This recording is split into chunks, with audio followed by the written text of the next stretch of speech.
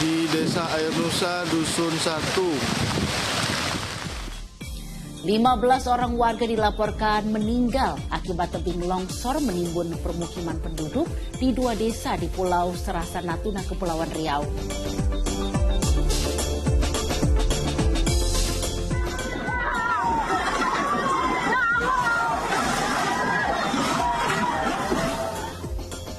Banjir bandang yang menerjang wilayah Bima, NTB, hanyutkan rumah warga serta merendam puluhan hektar tanaman padi siap panen.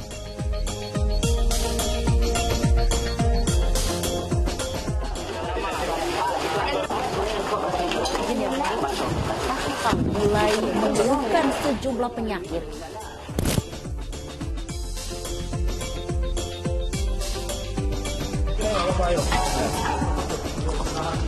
Semua yang diduga dijadikan lokasi pengoplosan gas subsidi di Kabupaten Tangerang digerebek petugas.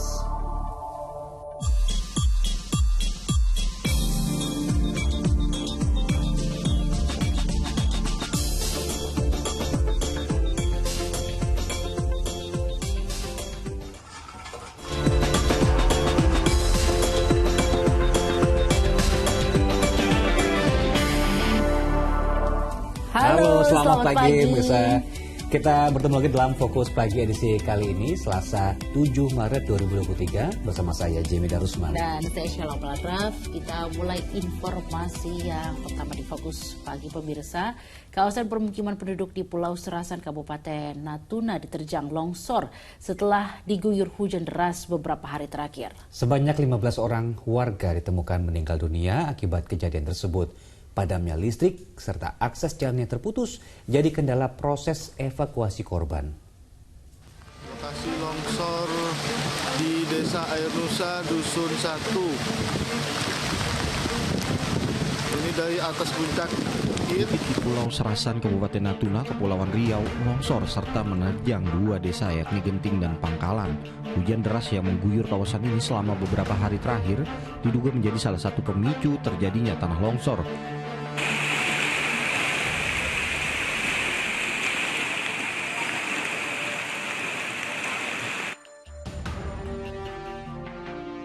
Dari laporan sementara, petugas gabungan telah mengevakuasi 15 korban meninggal dunia serta memungkinkan masih akan bertambah.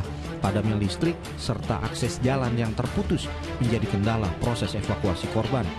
Informasi masih seperti itu, yang informasi yang berkembang itu yang 10 orang bisa dievakuasi, tapi berapa sih yang dalam pencarian itu kita belum dapat terkonfirmasi gitu. Ya oke, sekedar informasi juga bahwa mungkin kita kalau untuk mendukung di sana, mungkin besok malam kita gerakkan logistik kita lewat Roro. Itu satu, yang mungkin terdiri dari kasur, ada juga ada matras, ada apa ya. Pak, ya, infonya di sana juga tak ada alat berat ya Pak? Setahu saya tidak ada, kan itu hanya kecamatan. Oh iya Pak. Iya kan hanya kecamatan di sana, jadi yang berat pasti adanya di Natunanya kan, di Ranainya gitu. Longsor terjadi pada Senin siang saat warga sedang membersihkan material genangan banjir. Bagi warga desa yang selamat memilih mengungsi ke desa lain yang lebih aman untuk menghindari jika terjadi longsor susulan. Saat ini kondisi di lokasi masih kerap hujan disertai angin kencang. Letak Pulau Serasan yang cukup jauh dari pusat kota Kabupaten Natuna menjadi kendala para petugas untuk menangani bencana longsor. Muhammad Zulkarnain Purba melaporkan dari Natuna, Kepulauan Riau. Pemirsa, tebing setinggi 20 meter di kawasan lereng Gunung Bromo, Kecamatan Tosari, Kabupaten Pasuruan longsor. Dan 4 rumah warga nyaris tertimbun akibat peristiwa tersebut. Sementara itu pencarian warga korban longsor di Blok Gunung Kantong, Cikadu, Lipung, Kabupaten Lebak, Banten kembali dilanjutkan. Meski demikian, korban belum ditemukan. Aparat gabungan BPBD Lebak, TNI Polri, dan masyarakat terus melakukan pencarian Ujan, warga Kampung Palendeng, Kabupaten Lebak, Banten, yang tertimbun usai tebing setinggi 100 meter di Blok Gunung Kantong, Cikadu, Lipung, longsor. Lokasi kejadian yang berada di daerah perbukitan menjadi salah satu kendala dalam proses pencarian hingga sulit mendatangkan alat berat. Pencarian dilakukan secara manual dengan menggunakan cangkul dan penyemprotan air. Untuk ke lokasi sendiri memang kita Korpe ini dengan alat seadanya. Memang karena medan yang cukup curam yang tidak bisa dilalui oleh roda 4 maupun roda 2. Tak hanya di Banten, musibah tanah longsor juga melanda kawasan wisata Gunung Bromo di Kabupaten Pasuruan, Jawa Timur. Tebing sekira tinggi 20 meter di desa Wonokitri longsor Minggu sore. Meski telah dibanguni pondasi sepanjang 45 meter, namun tebing tergerus air hujan hingga akhirnya longsor dan nyaris menimpa 4 bangunan rumah. Tak ada korban jiwa karena saat kejadian berlangsung jalan desa sedang sepi. Akibatnya ruas jalan tak bisa dilalui karena tertutupi material. Di atas itu langsung menyusul. Suaranya keras apa, Bu? Tidak. Oh, terus kena rumah? Tidak. Itu? Di depannya aja. Di depannya aja. Ya. Berapa rumah itu, Bu? Berapa rumah? 4 rumah ya? 4 rumah. Tapi tidak ada korban, Bu? Tidak ada korban. Hingga Senin siang warga masih menunggu bantuan alat berat dari pemerintah daerah untuk mempercepat proses evakuasi material longsoran. Tim Liputan melaporkan. Di lokasi lainnya, hujan deras yang mengguyur mengakibatkan banjir di kota Singkawang, Kalimantan Barat, hingga akses nyaris tak bisa dilalui. Ya, sedangkan di Bima, Nusa Tenggara Barat, banjir bandang hanyutkan rumah warga dan merendam puluhan hektar tanaman padi siap panen.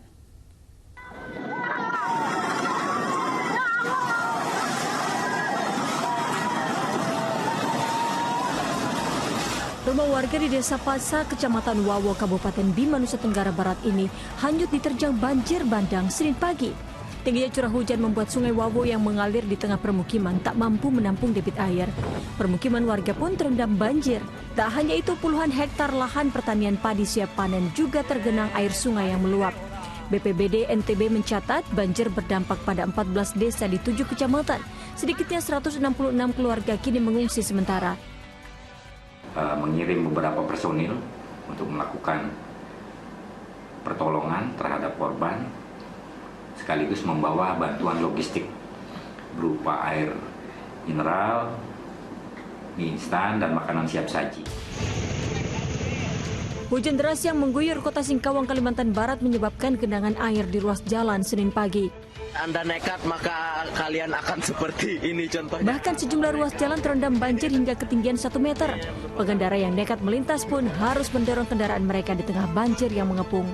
Diduga banjir terjadi akibat meluapnya air sungai yang membelah kota Singkawang. Sementara itu, sepekan berlalu banjir di Desa Curug, Kecamatan Tanah Abang, Kabupaten Pali, Sumatera Selatan belum juga surut. Warga korban banjir pun mulai mengeluhkan sejumlah penyakit. Mereka mulai mendatangi pos kesehatan yang telah disiapkan oleh pihak puskesmas setempat. Umumnya menderita gatal dan diare. Dalam 1 minggu ini kami sudah memantau, memang ada beberapa pasien sudah mengaku ada rasa gatal-gatal. Dan kebetulan di Desa Curug ini kami sudah buat 2 posko, yaitu 1 posko di hulu dan hilir. Banjir akibat meluapnya sungai Lematang hingga Senin pagi masih merendam 250 rumah warga Desa Curug. Ketinggian banjir yang mencapai 1 meter lebih membuat aktivitas warga menjadi terganggu. Tim Liputan melaporkan.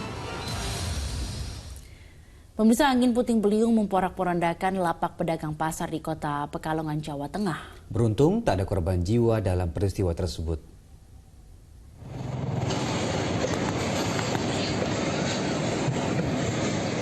Inilah rekaman video warga saat angin puting beliung menerjang kawasan Pasar Darurat Patiunus, Kota Pekalongan, Jawa Tengah, Senin sore.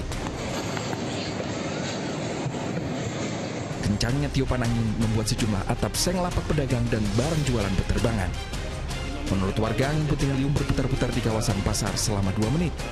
Sebagian pedagang yang ada di dalam keluar, kemudian saya tanyakan dari pedagang-pedagang yang ada di luar, mereka bercerita dari arah timur ada pusaran angin, ya pusaran angin yang hitam, kemudian lari ke barat dan kemudian masuk ke area sini, ke parkiran. Tidak ada korban jiwa dalam kejadian ini, namun kerugian ditaksir mencapai puluhan juta rupiah. Kuncoro Wijayanto melaporkan dari Pekalongan, Jawa Tengah. Kita beralih ke informasi lain, adu mulut menyertai penertiban pedagang yang berjualan di pinggir jalan kawasan Bacu Kiki Parepare, Sulsel. Ya, bahkan seorang diantaranya mengamuk saat petugas Satpol PP hendak membongkar lapaknya.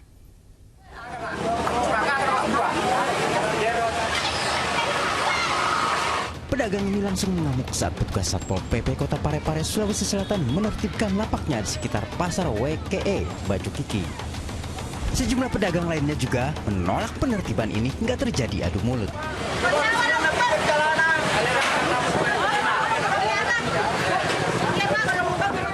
Kerap memacetkan arus lalu lintas di sekitar pasar menjadi alasan petugas untuk membongkar lapak mereka. Petugas sebelumnya sudah memberitahukan penertiban ini dan para pedagang yang berjualan di pinggir jalan sepakat untuk berjualan di dalam pasar. Bahkan mereka berjanji untuk membongkar sendiri lapak-lapaknya. Ternyata para pedagang tersebut tidak masuk ke pasar. Dan dalam pernyataan para pedagang memang sanggup untuk membongkar sendiri lapaknya. Tapi ini tidak terjadi. Jadi tadi kita mulai tertibkan. Alhamdulillah berjalan dengan bagus, dengan baik. Dan para pedagang juga mudah-mudahan bisa masuk ke dalam pasar dengan tertib.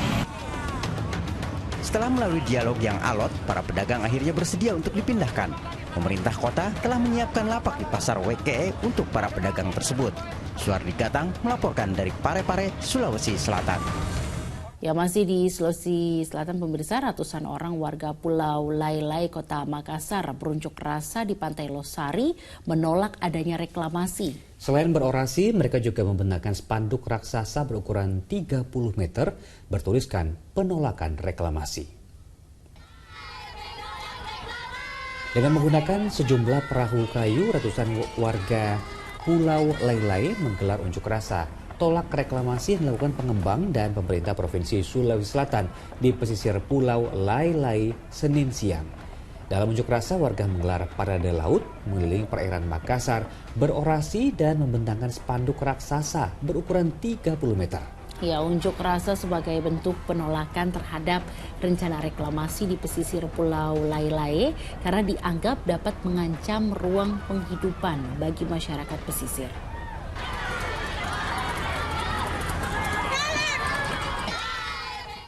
Kita menuju ke Sumatera Selatan, diduga sopir mengantuk saat mengemudi sebuah truk tangki menabrak rumah dan gudang kerupuk di Palembang. Akibatnya, 2 bangunan mengalami kerusakan parah. Warga berupaya mengevakuasi barang-barang mereka dari dalam rumah yang rusak akibat tertabrak sebuah truk tangki di Jalan Lintas Mejen Yusuf Singadekane, Kertapati, Palembang, Sumatera Selatan, Senin pagi. Selain menabrak rumah, truk itu juga menabrak sebuah gudang kerupuk yang letaknya bersebelahan. Peristiwa terjadi saat truk melaju dari arah jembatan Musi 2 menuju Keramasan, Kertapati. Setiba di lokasi kejadian, truk oleng dan menabrak sebuah tiang lalu menghantam kedua bangunan. Polisi menduga kecelakaan terjadi karena sang sopir mengantuk setelah menempuh perjalanan jauh dari luar kota Palembang. Kejadian di Jalan Yusuf Singadekane, seputaran Simpang TPA. Antara mobil truk tank industri menabrak rumah. Penyebabnya apa, Bang? Mengantuk ya. Mengantuk ya, Bang ya? Capek. Tidak ada korban jiwa dalam peristiwa itu dan sopir truk dibawa ke unit Gakum Satlantas Polrestabes Palembang untuk menjalani pemeriksaan. Dede Irwansyah melaporkan dari Kota Palembang, Sumatera Selatan. Mencoba mendahului truk trailer dari sisi kiri, 2 pengendara sepeda motor terjatuh di Jalan Kalianak Barat, Surabaya, Jawa Timur. Pengemudi sepeda motor hanya mengalami luka-luka, namun istri yang diboncengnya tewas terlindas roda truk. Korban bernama Elvia tewas seketika setelah terlempar dari sepeda motor lalu terlindas roda truk. Kecelakaan maut bermula saat korban yang dibonceng oleh suaminya pulang dari menengok putra mereka di pesantren. Ya, namun di Jalan Kalianak Barat, Surabaya, sepeda motor mereka mencoba mendahului truk trailer dari sisi kiri. Juga hilang keseimbangan, sepeda motor lalu terjatuh dengan kedua pengendaranya terlempar ke jalan. Polisi mengamankan sepeda motor dan sopir truk untuk dimintai keterangan, sementara korban tewas dievakuasi ke rumah sakit.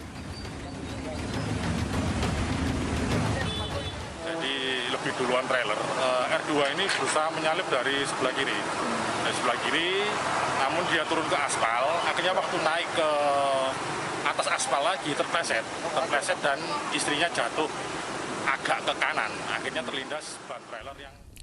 Pemirsa, kebakaran menimpa bangunan sekolah dasar di Pasaman Barat, Sumatera Barat. Tidak ada korban jiwa karena saat kejadian, bangunan sekolah sedang tidak digunakan.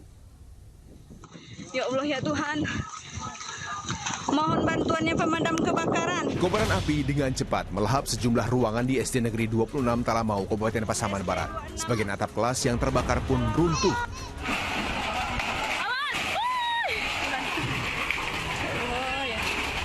Warga sekitar mencoba membantu memadamkan api dengan peralatan seadanya.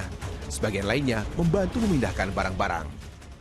Dipanggil-panggil masyarakat sekeliling menyampaikan kalau ada kebakaran di lokal SD 26. Berapa lokal yang habis terbakar, Bang? Kalau lokal ini ada 2 dan 1 kantor. Ini lokal yang satu ini sekaligus ruang pustaka. Yang habis ada 3 ruang. Si jago merah akhirnya bisa dipadamkan sekitar 1 jam kemudian setelah petugas pemadam kebakaran beserta 3 mobil pemadam tiba di lokasi. Kemudian kondisi kelas sekolah yang terbakar ada 2 ruangan, 1 ruang kelas, satunya lagi ruang perpustakaan. Belum diketahui pasti penyebab kebakaran, sebab bangunan sekolah tidak lagi dialiri listrik setelah sempat rusak diguncang gempa tahun lalu. Meski tidak ada korban jiwa maupun luka, kerugian akibat kebakaran ditaksir mencapai jutaan rupiah. Laude Juhardio Anse melaporkan dari Pasaman Barat, Sumatera Barat. Di lokasi lain, kebakaran melanda sebuah gudang pusat perbelanjaan di kawasan Lebak Bulus, Kebayoran Lama, Jakarta. Ya, api yang sempat membesar berhasil cepat dikuasai karena lokasi kejadian bersebelahan dengan kantor suku dinas kebakaran.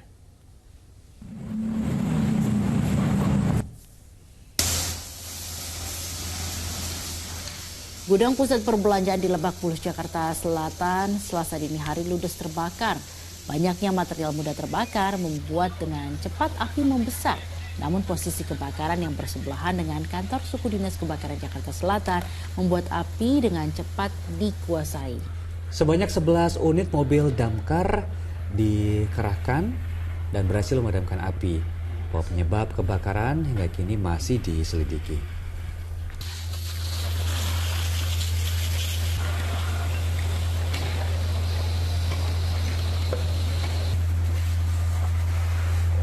Ya, usai kumandang azan subuh untuk wilayah ibu kota DKI Jakarta dan sekitarnya, kami akan hadir dengan sejumlah informasi menarik lainnya. Ya, diantaranya polisi terus menyelidiki penyebab kebakaran depo Pertamina Pelumpang, Jakarta.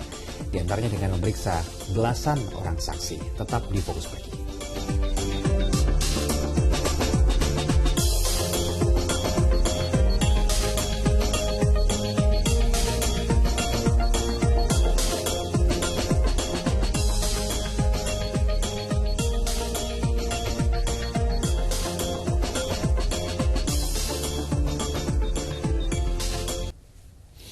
Dan pemirsa, selamat menaikkan ibadah sholat subuh, khususnya bagi Anda yang berada di wilayah DKI Jakarta dan sekitarnya.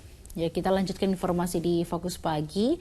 Warga korban kebakaran depo Pelumpang yang berada di RPTRA dipindahkan ke posko pengungsian lain. Mereka hingga kini masih membutuhkan banyak bantuan. 28 pengungsi korban kebakaran depo Pertamina Pelumpang dari anak balita hingga lansia yang berada di RPTRA dipindahkan ke posko pengungsian lain. Pemindahan dilakukan agar petugas dapat dengan mudah mendata setiap warga. Dampak dari kebakaran depo juga membuat warga mulai mengeluhkan sejumlah penyakit. Kesehatannya gimana nih? Kesehatan ya sekarang sih merasa nyut-nyut aja, tadi mungkin karena agak tinggi darahnya ya, dikasih obat sih parastamol. Oh, dikasih obat? Iya, alkodipin apa namanya. Sementara itu 24 pasien korban kebakaran yang alami luka bakar serius hingga kini masih dirawat di RSPP Kebayoran Baru, Jakarta Selatan. 3 di antaranya bahkan masih balita. Kalau dibilang luka berat ya kami semuanya itu 24-nya itu semuanya berat. Berapa persen itu? Itu antara di atas 50 semua. Ya, 50 sampai 95%. Agar tak kembali memakan korban jiwa, Menteri BUMN Erick Thohir memutuskan merelokasi depo Pertamina Pelumpang ke lahan milik PT Pelabuhan Indonesia atau Pelindo. Nah, kita sudah koordinasi dengan Pelindo, itu lahannya akan siap dibangun akhir 2024. Nah, pembangunan memerlukan waktu 2-2,5 tahun. Artinya masih ada waktu kurang lebih 3,5 tahun. Musibah kebakaran depo Pertamina Pelumpang selain menelan belasan korban jiwa, api juga merembet ke ratusan permukiman warga sekitar. Antara lokasi kebakaran dengan permukiman warga terdekat hanya berjarak 2 meter yang dibuat satu ruas jalan. Hingga kini penyebab pasti kebakaran masih dalam penyelidikan. Tim Liputan melaporkan. Polisi masih terus mengusut penyebab kebakaran depo Pertamina Pelumpang Jakarta yang menewaskan 19 orang dan menyebabkan puluhan korban lainnya luka-luka. Ya, dalam penyelidikan, tim gabungan Mabes Polri dan Polda Metro Jaya memeriksa 14 orang saksi dari warga dan Pertamina. Tim gabungan dari Polda, Metro Jaya, dan Mabes Polri memeriksa lokasi kebakaran depo Pertamina Pelumpang, Jakarta Utara untuk mengungkap penyebab kebakaran yang menghanguskan permukiman di Rawa Badak Selatan, Koja, Jakarta Utara. Selain melakukan pemetaan udara di lokasi kebakaran untuk mencari awal titik api, hingga Senin siang penyidik gabungan sudah memeriksa 14 saksi yang terdiri dari 5 orang warga yang berada di lokasi saat terjadi kebakaran. Selain itu, polisi juga meminta keterangan 9 orang karyawan Pertamina dalam melakukan penyelidikan untuk mencari bukti-bukti dan petunjuk serta telah dimintai keterangan terhadap 14 orang. 14 orang ini terdiri dari operator, security, supervisor, teknisi dari Pertamina dan dari masyarakat. Jadi jumlahnya banyak 14 orang yang telah dimintai keterangan. Dalam peristiwa kebakaran depo Pertamina Pelumpang yang terjadi Jumat malam pekan lalu, jatuh korban sebanyak 19 orang meninggal dunia dan 49 korban lainnya luka-luka. Tim Liputan melaporkan. Yang beralih ke informasi lainnya, pemirsa, 2 kelompok pelajar di Sukabumi, Jawa Barat terlibat tawuran dengan menggunakan senjata tajam hingga membuat takut para pengguna jalan yang melintas. Nah, sementara di Jakarta, polisi mengamankan 6 orang remaja yang diduga akan tawuran beserta barang bukti senjata tajam.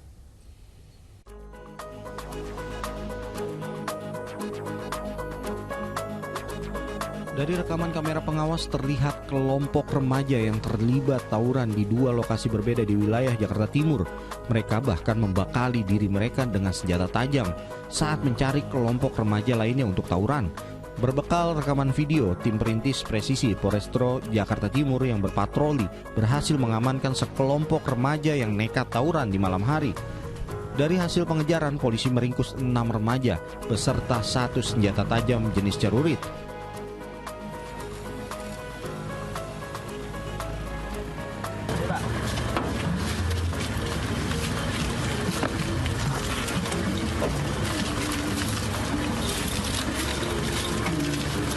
Mereka mengaku akan melakukan tawuran di daerah Jakarta Selatan di sekitar Carrefour Cawang. Selanjutnya untuk barang bukti senjata tajam maupun ke 6 remaja beserta 2 kendaraan sepeda motornya kami bawa ke Polsek Ramadjati untuk ditindaklanjuti oleh pihak Reskrim Polsek Ramadjati. Di Sukabumi, Jawa Barat, video duel 2 pelajar saat tawuran dengan menggunakan senjata tajam viral di media sosial. Kejadian ini tentunya membuat khawatir para pengguna jalan yang melintas. Berbekal rekaman ini, polisi dan pihak sekolah memanggil orang tua siswa yang terlibat tawuran.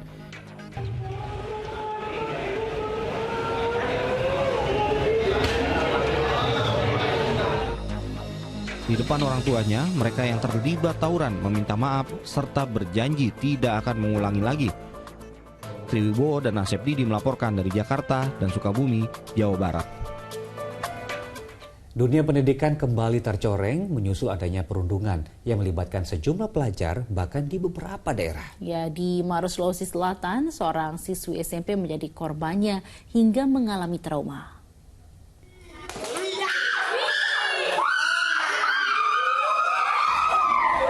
Dalam video berdurasi sekitar 2 menit ini tampak sekumpulan pelajar berseragam batik merundung salah satu temannya yang tengah duduk di bangku ruangan kelas. Di antara mereka sambil memegang gawai dan merekam kejadiannya, sebagian lainnya mendekati korban dan memegang segelas air minum. Lalu para siswa ini melontarkan ejekan sambil menertawai korban yang hanya bisa tertunduk. Kerudung ditarik, kemudian wajah korban disiram dengan air hingga korban pun menangis.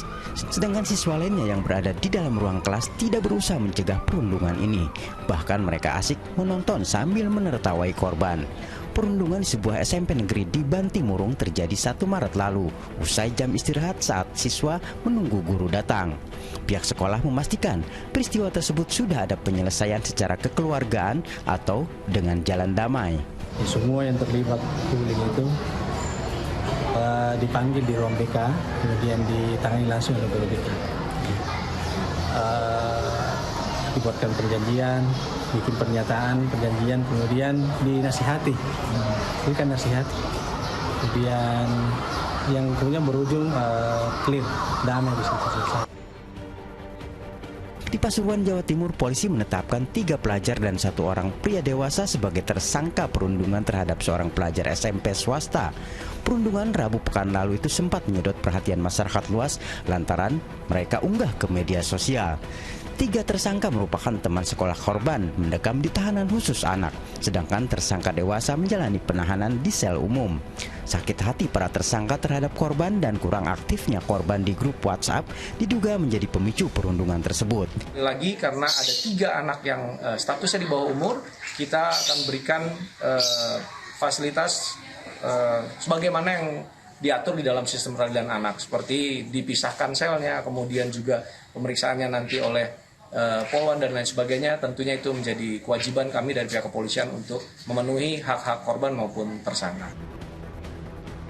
Sementara itu korban perundungan yang luka memar di sebagian tubuhnya dan trauma akibat perundungan, kini kesehatannya mulai membaik. Untuk memastikan keadaan korban, sejumlah anggota Polres Pasuruan mendatangi rumahnya di kawasan Prigen. Raisa Sabu dan Dandi Ari Gafur melaporkan dari Maros, Sulawesi Selatan dan Pasuruan, Jawa Timur. Pemirsa, pengeroyokan sekelompok pemuda terhadap seorang pria di Kota Makassar, Sulawesi Selatan sempat menghebohkan masyarakat luas dan jagat maya. Pasalnya, kedua belah pihak dalam kasus itu sama-sama menjadi tersangka karena ada peristiwa perkelahian sebelumnya.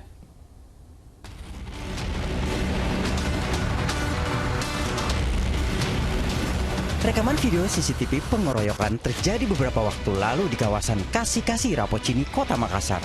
Tampak sekelompok pemuda mengeroyok seorang pria hingga kejadian ini menghebohkan masyarakat luas. Pasalnya polisi menetapkan kedua pihak baik para pengeroyok maupun korban sebagai tersangka. Penetapan korban sebagai tersangka, polisi beralasan sebelum terjadi pengeroyokan, korban terlibat perkelahian dengan salah seorang pengeroyok. Kedua pihak sama-sama melaporkan kasus perkelahian dengan bukti hasil visum. Untuk kasus pengeroyokan kami sudah amankan ada 6 orang. Yang perkelahian? Yang perkelahian kami tingkatkan untuk naik ke sidik dan kami tetapkan sebagai tersangka. Makanya si korban pengeroyokan ini jadi tersangka juga ya? Betul. Karena rangkaian perkelahian. Rangkaian perkelahian dan saling melapor. Dengan penetapan tersangka, korban pun langsung mendatangi kantor LBH untuk mengadukan nasibnya. Meminta bantuan hukum atas kejadian yang saya alami, di mana saya sendiri sebagai korban kenapa dinyatakan sebagai tersangka. Saya merasa itu tidak adil bagi saya. Saat ini 6 orang pemuda yang menjadi tersangka pengeroyokan telah menjalani proses hukum lanjutan di Mapolsek Rapocini. Raisa Sabu melaporkan dari Makassar, Sulawesi Selatan. Sempat kabur dari lapas dengan menjebol plafon, seorang narapidana berhasil diringkus polisi. Ya, saat ditangkap, narapidana tersebut sedang tertidur pulas di perkebunan sawit.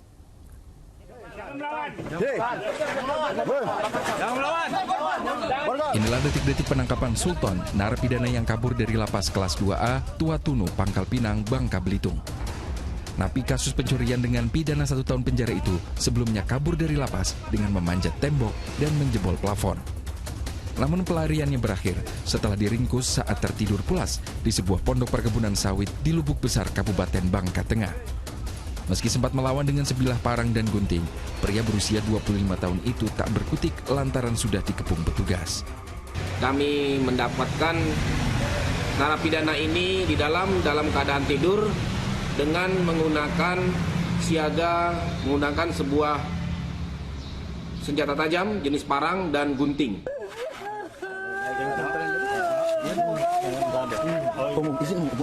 Orang tuanya pun tak kuasa menahan tangis saat Sultan akan dibawa kembali ke lapas. Ada Agus melaporkan dari Kabupaten Bangka Tengah, Bangka Belitung. Kita jeda dulu sejenak, sejumlah informasi penting dan menarik lain masih akan hadir usia pariwara. Ya, diantaranya diduga aniaya sang dosen, 7 mahasiswa diamankan warga sesaat setelah menganiaya korban di mobil. Informasi lengkapnya sesaat lagi.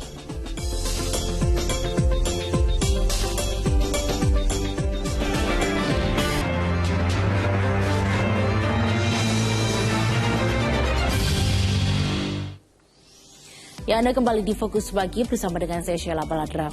Pemirsa, 7 mahasiswa di Pontianak, Kalimantan Barat ditangkap polisi karena diduga terlibat dalam penganiayaan seorang dosen. Dari penyelidikan aparat, pengeroyokan dilatar belakangi rasa dendam salah satu pelaku terhadap sang dosen.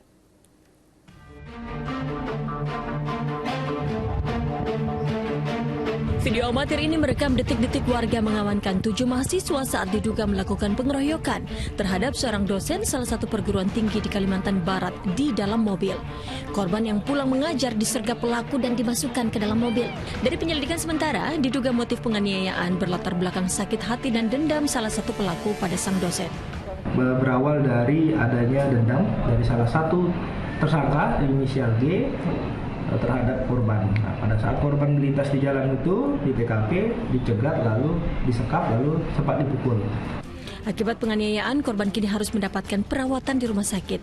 Sementara ketujuh tersangka kini dijerat pasal pengeroyokan dengan ancaman hukuman 5 tahun penjara. Dede Iskandar melaporkan dari Pontianak, Kalimantan Barat. Pemirsa, seorang wanita di Sumedang, Jawa Barat ditangkap warga usai mencuri beberapa ponsel di rumah kontrakan. Saat ditangkap, pelaku menangis histeris karena ketakutan.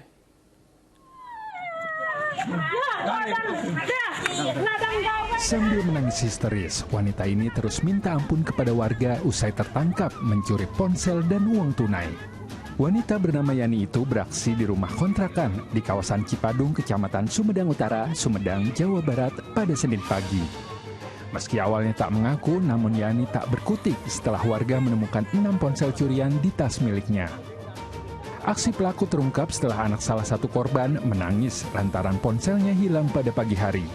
Tangisan itu terdengar warga yang langsung meringkus pelaku beberapa meter dari rumah kontrakan. Pas anak saya lagi tidur, dia keliling-keliling di sini, kata si bapak gorengan teh, terusnya ada itu. Terus anak saya juga nangis, teriak deh, ada yang nyuri jenis itu. Pelaku kemudian dibawa ke Mapolsek Sumedang Utara untuk menjalani pemeriksaan lebih lanjut. Agung Gunawan melaporkan dari Sumedang, Jawa Barat. 2 pelaku pencurian sepeda motor di Jalan Raya Cikuda, Wanaherang, Bogor berhasil ditangkap warga. Saat beraksi, salah satu pelaku berpura-pura sebagai pembeli ke salah satu warung sebelum pelaku lain berhasil menggasak motor yang diincar.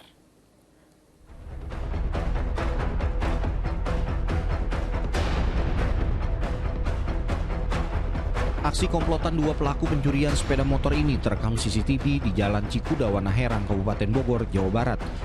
Mereka saling berbagi tugas saat mengincar sebuah sepeda motor di warung. Salah satu pelaku berpura-pura menjadi pembeli, sementara pelaku lain bertindak sebagai eksekutor. Aksi pencurian ini berhasil diketahui setelah pemilik warung curiga dengan gelagat kedua pelaku. Satu pelaku berhasil ditangkap warga, sementara satu pelaku lain berhasil kabur dengan sepeda motor curiannya. Yang satu yang ngambil motornya langsung cabut tuh, langsung lari ke arah atas. Temennya yang satunya beli kopi sama korek. Oh, itu ketangkep? Itu ketangkep karena sama saya nggak terlalu direspon dia beli karena saya curiga. Korban sudah melaporkan kasus pencurian sepeda motor ini ke pihak Polsek Cilengsi dan berharap seorang pelaku lain yang kabur bisa segera ditangkap. Asep Solihin melaporkan dari Kabupaten Bogor, Jawa Barat. Ya, beralih ke kasus asusila, pemirsa, seorang pria di Pekalongan, Jawa Tengah diamuk warga lantaran tega mencabuli bocah 5 tahun yang tak lain adalah anak dari rekan kerjanya. Aksi bejat pelaku terbongkar saat korban mengeluh kesakitan pada sang bunda saat buang air kecil.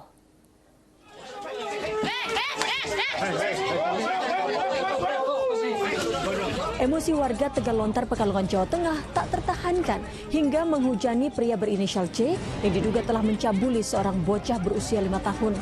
Diduga pencabulan terjadi saat ibu korban menitipkan sang anak ke pelaku saat berangkat kerja. Tak ada rasa curiga mengingat pelaku adalah teman dekat ibu korban.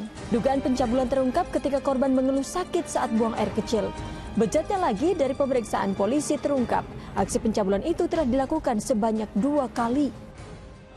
Kok bisanya pelaku datang ke rumah? Teman kerja. Oh, teman kerja. Ya, sama-sama kerja di Comal. Sering main ke rumah? Sering main di rumah. Jadi tidak merasa curiga dan lain sebagainya. Korban merasa sakit pada saat buang air kecil dan menyampaikan pada saat kepada ibu korban. Tersangka kini dijerat Undang-Undang Perlindungan Anak dengan ancaman hukuman maksimal 15 tahun penjara. Kuncoro Wijayanto melaporkan dari Pekalongan, Jawa Tengah. Pemirsa, aparat kepolisian mengungkap motif dan modus perampokan seorang wanita tunarungu di tepi jalan tol Jakarta Cikampek. Mengantisipasi kejadian terulang, petugas mendesak pihak terkait agar pagar pembatas tol yang berbatasan dengan permukiman dibuat lebih tinggi. Tolong, balik, tolong. Video sopir mobil pickup yang berteriak minta tolong karena seorang wanita tunarungu dirampok 2 pria di tepi jalan tol ini viral di jagat maya. Peristiwa yang terjadi pada 18 Februari lalu di ruas tol Jakarta Cikampek, Jakarta Timur itu direspon cepat aparat kepolisian dengan meringkus 2 orang pelakunya. Aparat Reskrim Polsek Makassar Senin siang merilis kasus ini dengan mengungkap motif dan modus kejahatan kedua pelaku. 2 tersangka yang masuk ke area jalan tol dari tembok pembatas permukiman menyasar mobil pickup korban yang sedang berhenti darurat di kilometer 1800 ruas tol Jakarta Cikampek. Dari olah TKP, kerjasama dengan jasa marga, para pelaku ini dapat kita identifikasi dan kita amankan. Ternyata pada saat melakukan itu ada yang, jadi 2 pelaku ini ya, pada saat melakukan ada yang jaga untuk mengawasi lingkungan sekitar. Jadi setelah itu kami amankan juga di tempat ini. Dari tangan pelaku disita barang bukti sebuah ponsel korban. Namun perhiasan emas dan 1 ponsel lainnya telah dijual para pelaku untuk berfoya-foya. Yang kalau yang ini yang penjualan emas itu saya nggak dapat. Oh, nggak dapat? Iya. Terus uangnya kamu dapat? Yang kamu dapat pakai buat apa? Buat makan-makan sama pacar. Oh, makan-makan. Oke, Pak. Buat beli minuman? Enggak. Mengantisipasi kejadian terulang, petugas mendesak pihak terkait agar pagar pembatas jalan tol yang berbatasan dengan permukiman dibuat lebih tinggi agar tak mudah orang masuk. Tribo melaporkan dari Jakarta. Ya, di informasi lainnya pemirsa, dalam waktu kurang dari 24 jam, aparat gabungan Satreskrim dan Resmo Polres Metro Depok mengungkap kasus penganiayaan pasangan suami istri di Depok, Jawa Barat dengan menangkap seorang pelakunya. Kasus yang menewaskan sang penghuni rumah itu dilatar belakangi kasus jual beli tanah.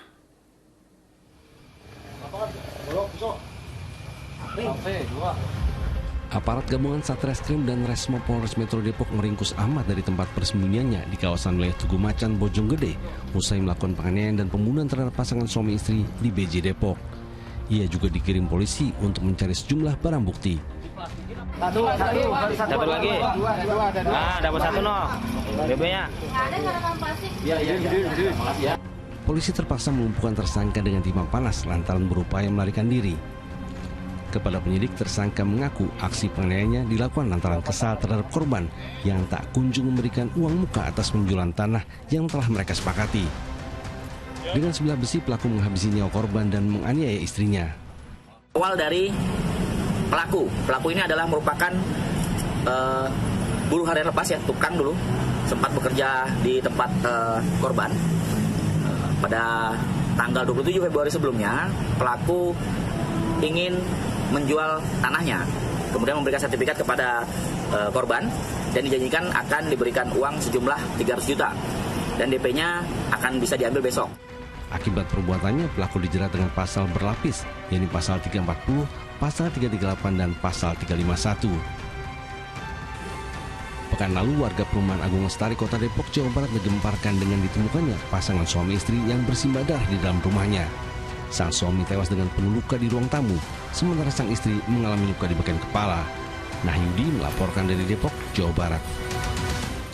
Pemirsa, seorang pemuda ditangkap polisi karena kedapatan meracik susu dengan serbuk ganja. Dari tangan tersangka disita ribuan gram serbuk ganja yang sudah dimasukkan ke dalam kemasan. Satuan Reserse Narkoba Polres Metro Jakarta Pusat menangkap seorang pemuda karena diduga terlibat penyalahgunaan narkotika. Saat rumahnya di Depok Cinere digeledah, disita 1.653 gram serbuk ganja yang dikemas dalam kantung yang masing-masing beratnya 200 gram. Untuk mengelabui petugas, tersangka mencampurkan serbuk ganja dengan susu bubuk untuk mendapatkan sensasi seperti menggunakan ganja. Tersangka sengaja mengkonsumsi susu ganja tersebut sebelum nantinya akan dijual. Yakni serbuk ganja yang dicampur ke dalam kemasan yang dikenal dengan susu ganja. Ini juga menjadi perhatian, termasuk kategori modus yang memang selalu berubah-ubah oleh para pelaku, digunakan untuk mengelabui proses. Ya, kedapatan memiliki senjata api rakitan. Seorang pedagang pecel lele di Kota Palembang, Sumatera Selatan diringkus polisi. Petugas masih mengusut asal-usul dan pengguna pistol jenis revolver itu. Kau lagi jujur aku senang. Kau jujur aku senang, ya. Ini Sepinyo, kami teman gede kau ya. Enggak apa-apa, kau jujur baik dengan kami ya. Oke, kami dulu sekarang.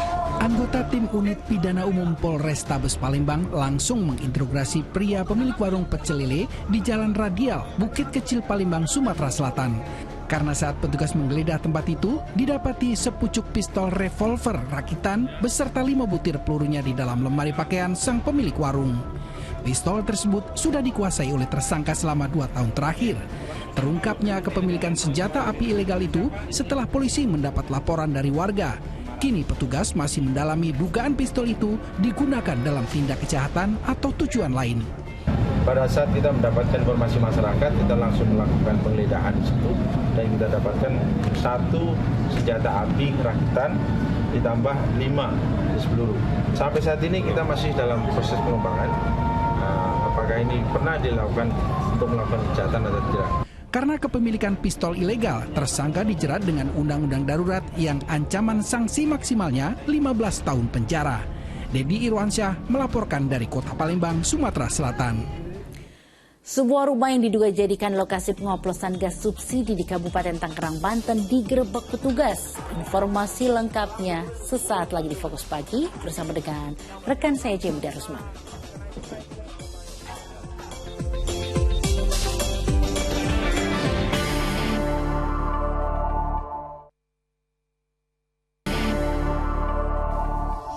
Anda kembali di Fokus Pagi bersama saya Jamie Darusman.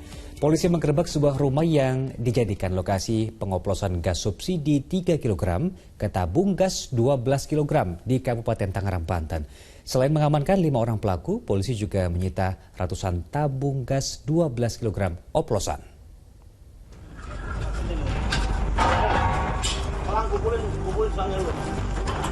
Polisi menemukan ratusan tabung gas 12 kg oplosan siap edar di belakang rumah di Kecamatan Panongan, Kabupaten Tangerang dalam sebuah penggerebekan pada Minggu dini hari kemarin.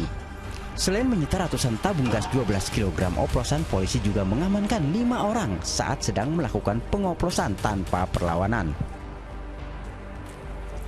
Pengungkapan kasus ini berawal dari adanya laporan warga yang curiga dengan aktivitas para pelaku. Dari hasil pemeriksaan, para pelaku sudah menjalankan pengoplosan gas subsidi 3 kg ke tabung gas 12 kg selama 3 bulan terakhir. Dalam sehari, pelaku bisa menghasilkan 600 tabung gas 12 kg dengan keuntungan Rp200.000 untuk 1 tabung gas 12 kg oplosan. Omsetnya pun cukup fantastis dan pelaku mendapatkan Rp16 juta per hari, dan dalam 1 bulan para pelaku bisa mendapatkan keuntungan mencapai Rp480 juta. Untuk awal kita mendapati info, ini kan kita baru mengamankan pelaku dan baru keterangan pelaku. Memang mereka menyampaikan beberapa mereka edarkan di wilayah Kabupaten Tangerang, namun memang tidak mereka edarkan di fokusnya di wilayah hukum Polresta Tangerang. Cuman kita masih mendalami. Selain mengamankan ratusan tabung gas, polisi juga menyita 2 kendaraan dan puluhan selang oplos. Pelaku akan dijerat dengan pasal berlapis tentang minyak dan gas bumi dan perlindungan konsumen dengan ancaman 6 tahun penjara. Sahbudin Atar melaporkan dari Kabupaten Tangerang, Banten. Di informasi lainnya, pada pertemuan dengan Jaksa Agung Republik Indonesia, Menteri BUMN Erick Thohir menerima penyerahan aset Jiwasraya sebesar 3,1 triliun rupiah. Sementara masih ada 1,4 triliun rupiah lagi aset perusahaan asuransi plat merah tersebut yang belum diterima lantaran belum terjual.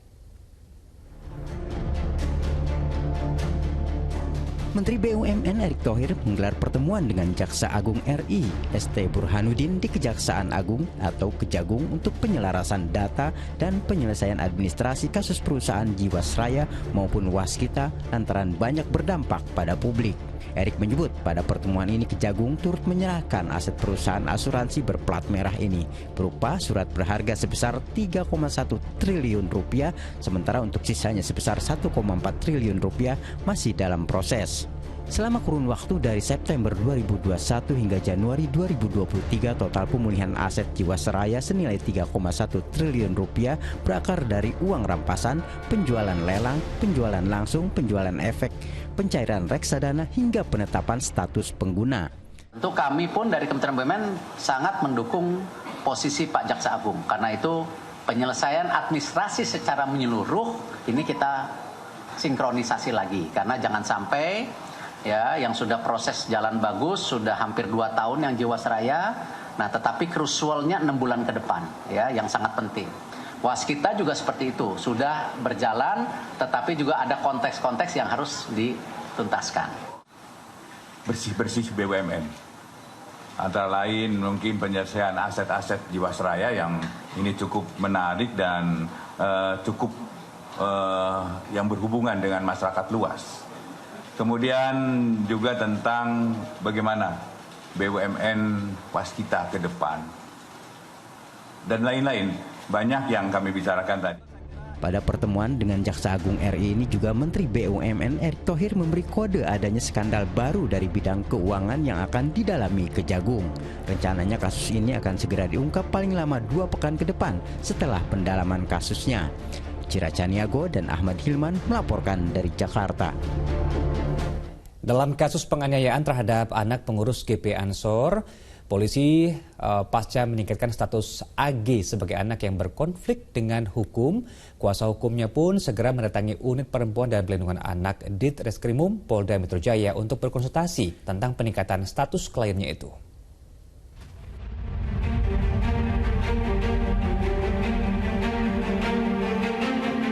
Setelah menjalani serangkaian pemeriksaan terhadap barang bukti dan saksi, Ditreskrim Polda Metro Jaya menaikkan status anak AG dari saksi atau anak yang berhadapan dengan hukum menjadi anak yang berkonflik dengan hukum terkait kasus penganiayaan anak di bawah umur dengan korban anak seorang pengurus GP Ansor.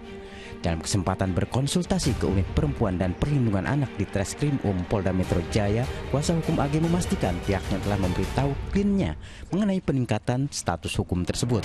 Pengacara juga menegaskan pihaknya akan bekerja sama dan menghadirkan kliennya untuk menjalani pemeriksaan penyidik. Sejauh ini penyidik juga telah memenuhi hak-hak kliennya sebagai anak yang berkonflik dengan hukum dan menyerahkan seluruhnya kepada penyidik untuk proses selanjutnya. Peningkatan status kemarin karena ini terkait dengan anak, jadi kami harus berkoordinasi dulu dengan pihak penyidik tentang kapan dan bagaimana proses ke depan lanjutannya. Tadi penjabat dari penyidik, itu bagaimana? Nanti kita lagi mau tunggu panggilan dari penyidik untuk pemeriksaan anak ini sebagai anak yang berkonflik dengan hukum. Sebelumnya, Ditreskrim Polda Metro Jaya meningkatkan status anak AG menjadi anak yang berkonflik dengan hukum terkait penganiayaan yang menyeret anak mantan pejabat pajak dengan tersangka Mario dan rekannya Sen. Pemeriksaan beberapa orang saksi dan barang bukti diantaranya pesan chat WhatsApp dan juga rekaman kamera CCTV menjadi dasar polisi untuk meningkatkan status AG menjadi anak yang berkonflik dengan hukum. Johan Teruna melaporkan dari Jakarta.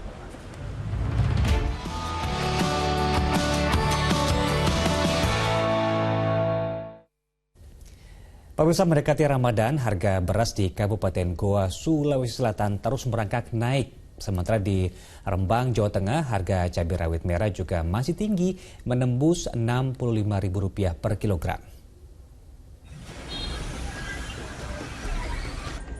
Dari pantauan di Pasar Rembang, Jawa Tengah, harga cabai rawit merah kini dipatok Rp65.000 per kilogram setelah mengalami kenaikan harga selama 3 pekan terakhir. Selain cabai rawit merah, harga bawang putih juga naik dari Rp28.000 menjadi Rp32.000 per kilogram. Sedangkan tomat naik 100% dari Rp4.000 menjadi Rp8.000 per kilogram. Kondisi ini tentunya dikeluhkan para pedagang. 65.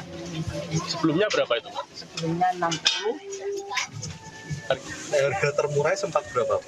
50 sampai 55. Adanya kenaikan harga cabai ini pembeli gimana, Pak? Berkurang atau gimana?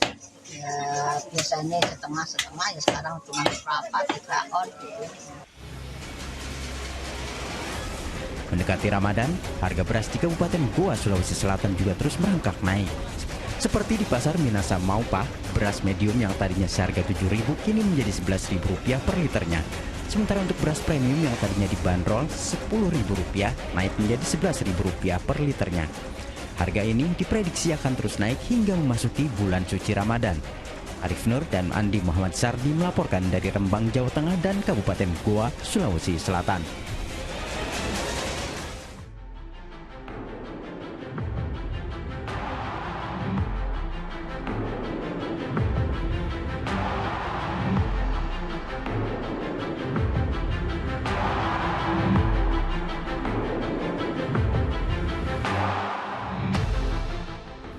Pemirsa, menyambut bulan suci Ramadan tahun ini, Indosiar kembali menyajikan program spesial Ramadan penuh berkah. Di antaranya ada Juara Indonesia, Aksi 2023, hingga sinetron terbaru Magic 5.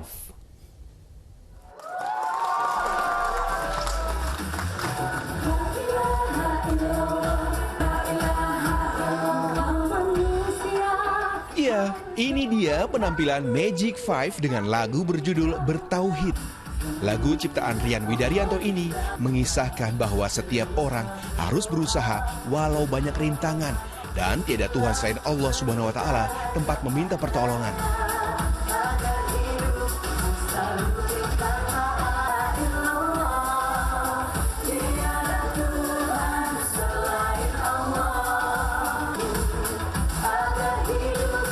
Penampilan 5 remaja ini nantinya akan turut meramaikan program spesial Ramadan penuh berkah di Indosiar lewat tayangan sinetron berjudul Magic 5. Sesuai judulnya, ada 5 karakter yang akan jadi tokoh utama di sinetron dengan wajah yang tak asing lagi buat pemirsa Indosiar. Di antaranya, 2 artis sinetron mega series Mala dan Raka, serta 3 jebolan dangdut Akademi 5, ada Sri Devi, Ebi, dan Afan yang akan adu akting.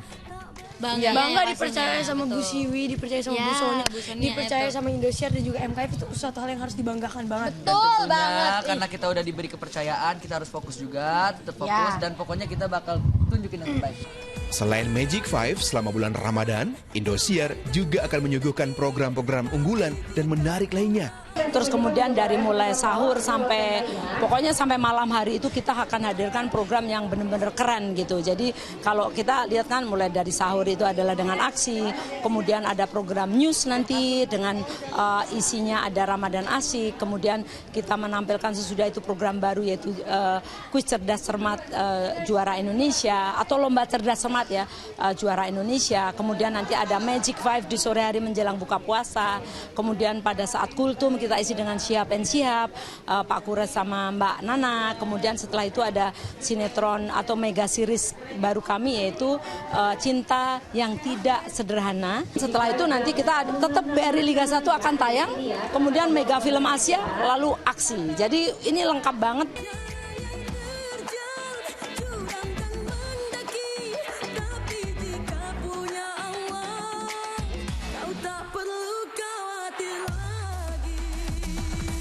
Seluruh sajian program spesial Ramadan dapat Anda saksikan hanya di Indosiar. Dari Suara Pandiasa, Tikno Handoko melaporkan dari Jakarta. Dalam mesa kita jeda lagi sejenak, sejumlah informasi penting dan menarik lain masih akan hadir usai pariwara. Di antaranya FIFA akan mengaudit ulang kesiapan seluruh stadion yang akan digunakan pada ajang Piala Dunia U20.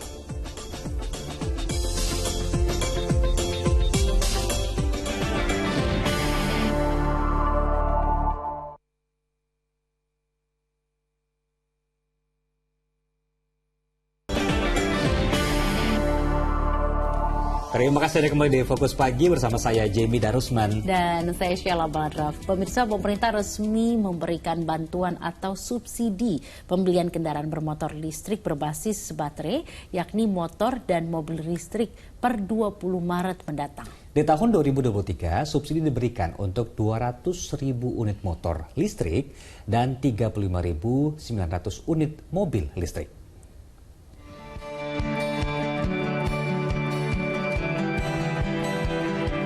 Kabar gembira hadir bagi Anda yang menantikan insentif pembelian kendaraan listrik. Ya, pemerintah resmi meluncurkan program bantuan kendaraan bermotor listrik berbasis baterai atau KBLBB yang ditargetkan mulai 20 Maret mendatang. Menteri Koordinator Bidang Maritim dan Investasi Luhut Binsar Panjaitan menegaskan, program ini diharapkan bisa membentuk ekosistem kendaraan listrik dalam negeri demi memaksimalkan pasokan bahan baku dan konsumen Indonesia. Menerbitkan program insentif KBLBB sebagai langkah awal untuk meningkatkan keterjangkauan harga dan daya beli masyarakat terhadap kendaraan listrik yang lebih luas, serta memacu perkembangan industri otomotif energi baru. Nah, saya juga ingin sampaikan bahwa kita akan mulai melakukannya efektif nanti di 20 Maret bulan ini. Calon pembeli datang dan dealer akan memeriksa NIK pada KTP. Di situ nanti akan dilihat apakah dia, calon pembeli ini atau masyarakat, berhak mendapatkan bantuan. Apabila setelah dicek dalam sistem mereka memang berhak mendapatkan bantuan, maka pembeli akan langsung mendapatkan potongan harga. Di tahun 2023, subsidi diberikan untuk 200.000 unit sepeda motor listrik dan 35.900 unit mobil listrik. Program bantuan ini diyakini juga dapat menggenjot penjualan kendaraan listrik sekaligus mendukung kebersihan lingkungan, termasuk mengurangi konsumsi bahan bakar minyak. Glenn Joshua dan Ahmad Hadi melaporkan dari Jakarta. Dan dari lanjutan pekan ke-29 BRI Liga 1, PSS Sleman dipaksa menyerah 0-1 dari tamunya Bayangkara FC. Ya, itu adalah kekalahan ke-6 secara beruntun yang diderita Laskar Sembada.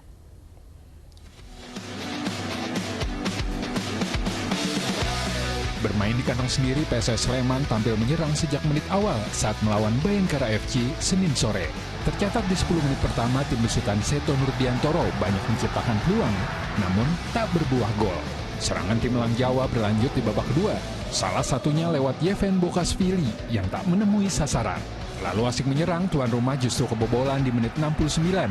Alex Martin mencetak gol dengan mudah usai menerima umpan Sani Rizky. PSS di atas angin saat The Guardians harus bermain dengan 10 pemain usai Nur Hidayat diusir wasit lantaran melakukan pelanggaran keras di menit 80. Pemain PSS Ricky Cawor sempat mencetak gol di menit ke-88, namun dianulir wasit karena terjebak offside. Hingga wasit meniup peluit panjang, PSS gagal menyamakan skor dan menelan kekalahan ke-6 secara beruntun. Hasil ini membuat Laskar Sembada terdampar di urutan 15, sementara Bayangkara FC berada di posisi 7.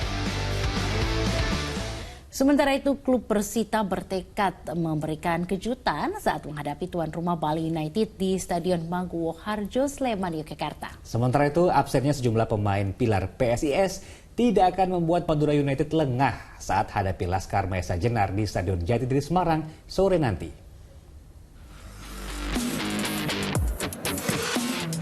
Kesebelasan Madura United optimistis bakal mampu membawa pulang 3 poin meski harus menghadapi PSIS di Stadion Jatidiri Semarang. Dalam sesi latihan, seluruh pemain siap diturunkan dengan didampingi asisten pelatih Madura United Rahmat Basuki. Padatnya jadwal pertandingan menjadikan waktu persiapan Laskar sampai kerap menjadi terbatas. Dalam laga lainnya, Bali United akan diuji Persita Tangerang pada laga pekan ke-29 BRI Liga 1. Meski dilakukan dalam waktu singkat, pendekar Cisadane bertekad tampil maksimal untuk mencuri poin. Persita diprediksi mempertahankan komposisi tim saat sukses mengalahkan PSS Sleman pada laga sebelumnya. Tim Liputan melaporkan.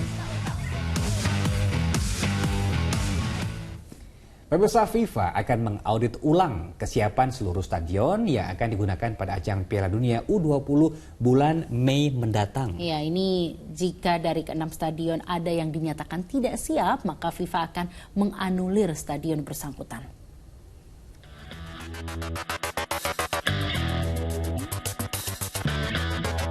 FIFA berencana datang ke Indonesia 21 hingga 27 Maret 2023 mendatang untuk mengecek ulang kesiapan stadion yang akan digunakan pada ajang Piala Dunia U20. FIFA akan mengecek 6 stadion yang disiapkan mulai dari lapangan, pagar pembatas, VIP tribun, tempat latihan, serta beberapa fasilitas penunjang lainnya. Selain Stadion Gelora Bung Karno, 5 stadion lain yang digunakan yakni Stadion Sijalak Harupat Bandung, Stadion Gelora Bung Tomo Surabaya, dan Stadion Kapten Iwayan Dipta Gianyar Bali. 2 stadion lain yakni Stadion Manahan Solo dan Gelora Sriwijaya Palembang. PSSI yang bertindak sebagai LOC Piala Dunia U20 pada akhir pekan ini akan meninjau progres renovasi dan kesiapan seluruh stadion. Dan yang mengejutkan buat saya, yang mengejutkan buat saya, ada catatan dari FIFA. FIFA berhak mendrop 6 lapangan pertandingan kalau memang tidak siap menjadi 4. Dan lapangan latihan juga bisa dikurangi. Sejak ditetapkan sebagai tuan rumah Piala Dunia U20, 6 stadion yang ditunjuk terus berbenah. PSSI optimis seluruh stadion layak digunakan untuk menggelar pertandingan sepak bola bergengsi tersebut. Rati Hartono dan Eko Purwanto melaporkan dari Jakarta. Ya, beralih ke informasi lain pemirsa, ini perjalanan lama kini tidak akan membosankan jika menggunakan kereta api panoramik. Nah, rute perjalanannya pun dibagi menjadi 2, Jakarta-Bandung dan Bandung-Surabaya, dengan penumpang mendapat suguhan ciamik. Selain pemandangan yang memanjakan mata, juga sejumlah layanan dan fasilitas yang memuaskan.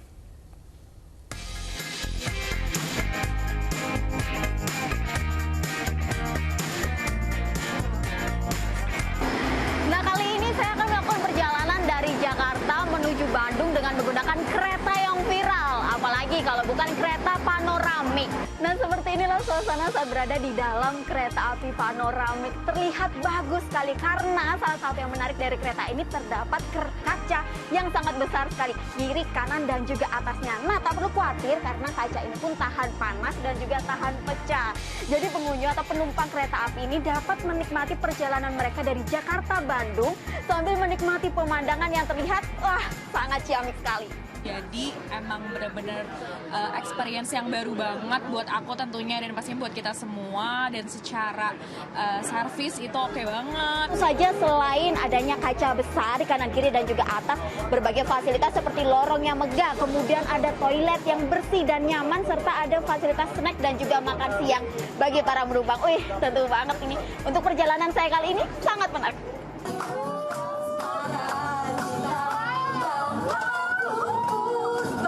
Kereta panoramik ini adalah kereta api yang didesain khusus ya, dengan memiliki spesifikasi khusus untuk menikmati panorama sepanjang perjalanan dengan menggunakan kereta panoramik ini.